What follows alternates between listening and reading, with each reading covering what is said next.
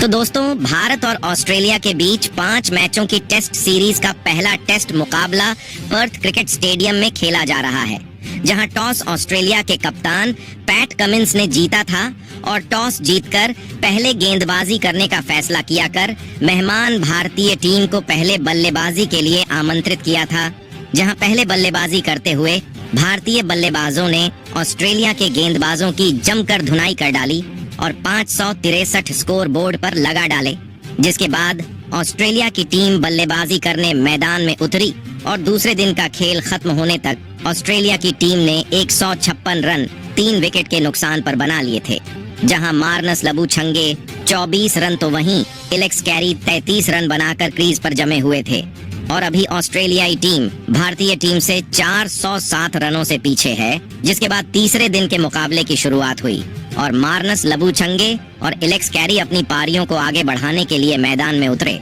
तो भारतीय टीम की तरफ से जसप्रीत बुमराह ने गेंदबाजी की शुरुआत की, जिसमें यह बल्लेबाज एक भी रन नहीं बना सके।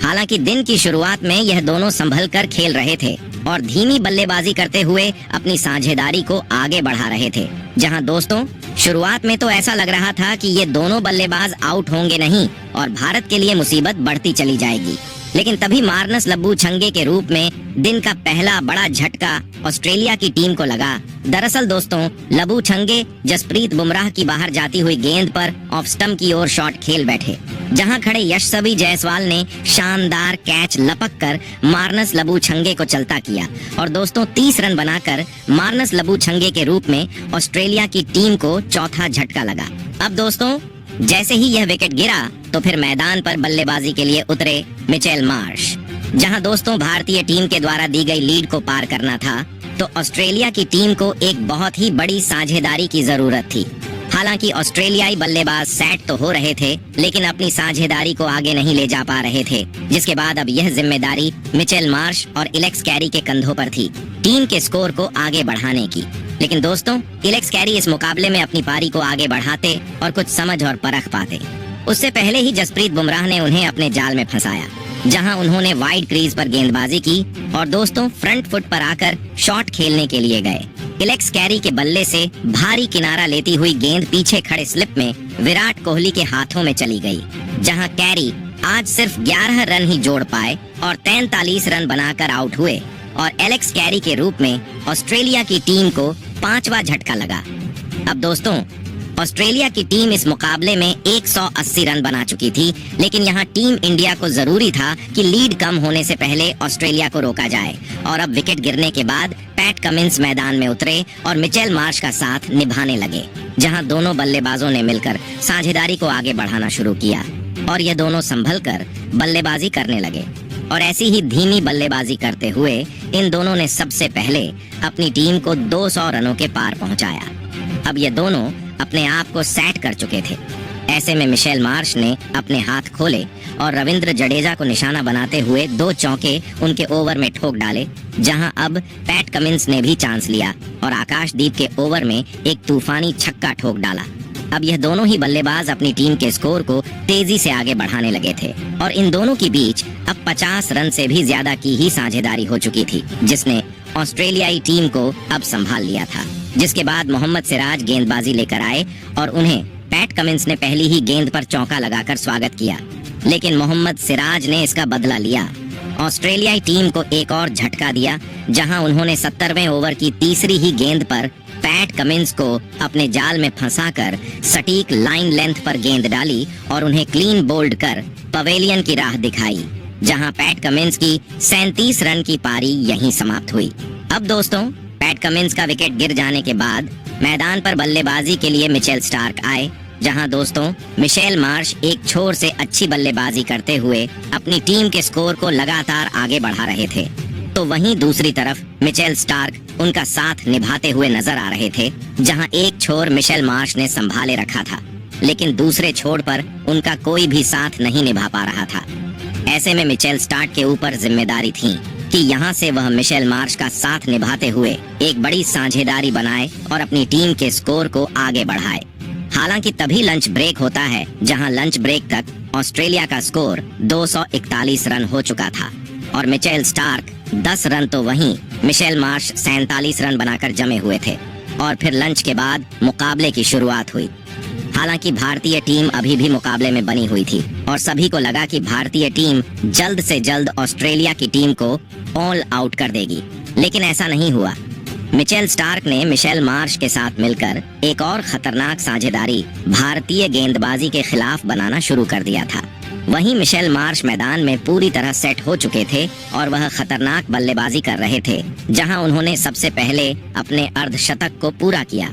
दूसरी तरफ मिचेल स्टार्क भी उनका साथ बखूबी निभा रहे थे। अब इन दोनों की साझेदारी ने एक बार फिर कप्तान जसप्रीत बुमराह के साथ साथ भारतीय टीम की परेशानियों को बढ़ा दिया था। दोनों ही खिलाड़ी भारतीय टीम की स्पिन गेंदबाजी को अपना निशाना बना रहे थे और लगातार बड़े शॉट खेल रहे थे, जिसने भारतीय टीम के हर एक गेंदबाज को दबाव में डाल दिया था। जहां भारतीय टीम की मुश्किलें खत्म होने का नाम ही नहीं ले रही थीं, मिचेल स्टार्क तक भारतीय गेंदबाजी पर आसानी से रन बना रहे थे और इन दोनों की यह साझेदारी अब 50 रनों से ज्यादा हो चुकी थी और लगातार मजबूत होती जा रही थी। जहां खतरनाक बल्लेबाजी कर रहे मिशेल मार्श अपने शतक की तरफ तेजी से आगे बढ़ रहे थे और ऑस्ट्रेलिया की बढ़त भारतीय टीम के खिलाफ बढ़ती ही जा रही थी। और फिर इसी बीच मिशेल मार्श ने एक शानदार चौका लगाते हुए अपना इस मुकाबले का ऐतिहासिक शतक ठोक डाला और देखते ही देखते मिशेल मार्श और मिचेल स्टार्क के बीच शतकीय साझेदारी भी पूरी हो चुकी थी, जिसने कप्तान जसप्रीत बुमराह के हर एक प्लान पर पानी फेर दिया था। अब ऑस्ट्रेलिया ने 300 रनों का आंकड़ा पार कर लिया था, तो वहीं दूसरे छोर पर मिचेल स्टार्क का बल्ला रुकने का नाम नहीं ले रहा था और फिर खतरनाक बल्लेबाजी कर रहे मिचेल स्टार्क ने भी अब अपना इस मुकाबले का धमाकेदार अर्धशतक ठोक डाला था। अब ऑस्ट्रेलिया के यह दोनों ही बल्लेबाज भारतीय गेंदबाजी पर आसानी से बड़े शॉट खेल रहे थे, जिसने भारतीय टीम के आगे अब एक बहुत ही बड़ी मुसीबत खड़ी कर दी थी, क्योंकि अब इन दोनों की यह साझेदारी 137 रनों की हो चुकी थी। लेकिन तभी गेंदबाजी पर आए मोहम्मद सिराज ने खतरनाक बल्लेबाजी कर रहे मिचेल स्टार्क को रविंद्र जडेजा के हाथों कैच आउट करवाकर पैवेलियन की राह पकड़ाई। मिचेल स्टार्क 73 गेंदों में 65 रनों की अद्भुत पारी खेलकर आउट हो वापस लौटे। अब एक बड़े इंतजार के बाद भारतीय टीम को ऑस्ट्रेलिया का एक महत्वपूर्ण विकेट मिल चुका था, जिसके बाद अब बल्लेबाजी के लिए नाथन लियोन मैदान में उतरे थे। लेकिन नाथन लियोन को भी भारतीय टीम की गेंदबाजी ने ज्यादा देर तक मैदान में टिकने नहीं दिया और गेंदबाजी पर आए आकाशदीप ने नाथन लियोन को एलबीडब्ल्यू आउट कर पैवेलियन का रास्ता दिखाया।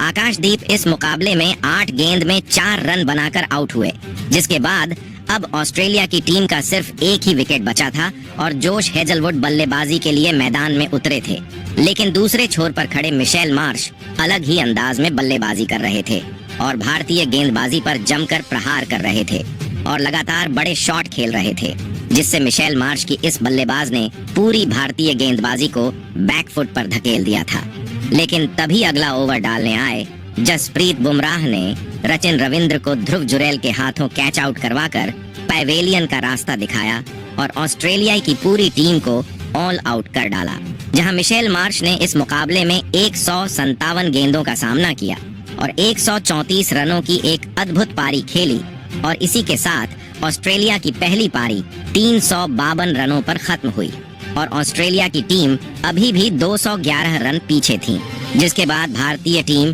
बल्लेबाजी के लिए मैदान में उतरी, जहां के एल राहुल और यशस्वी जायसवाल की जोड़ी मैदान में उतरी, जहां इन दोनों को अपनी टीम के लिए बेहतरीन शुरुआत दिलानी थी।